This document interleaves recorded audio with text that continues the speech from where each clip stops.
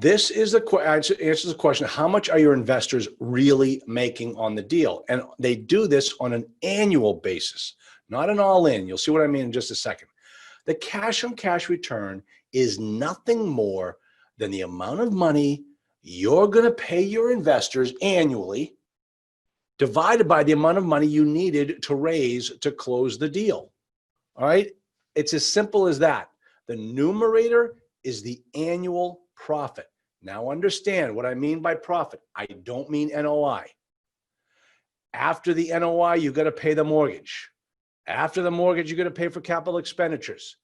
After that, that's the money you have left over to either retain in the company and hold on to it, or pay it out as a distribution to your investors if you own a limited liability company.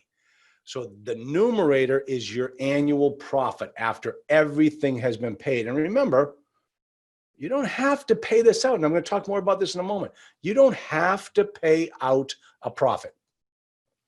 Now, the denominator is all the money you needed to raise, the down payment, the rehab costs, closing costs, acquisition fee, all of that is the denominator.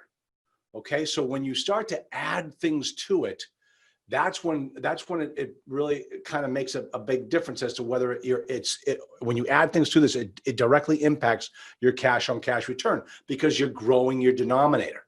Now, just think for a second here, and this is what I want you guys to understand how these numbers move around.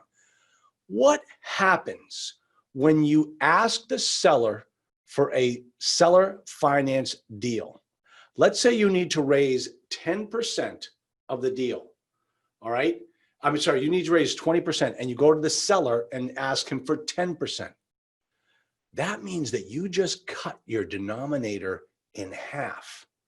You don't have to raise as much money as you did before.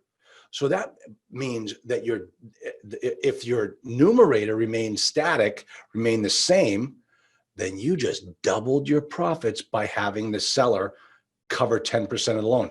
But here's where it falls apart, is if you structured that second mortgage as more debt on the property, then that's going to get added to your debt coverage ratio. And that's going to impact the quality of the deal. You see, you squeeze on one place, it's going to pop out another place. So you've got to always take these types of numbers into consideration. They all move perfectly together, but you've got to understand how they act together so you can structure the deal the right way.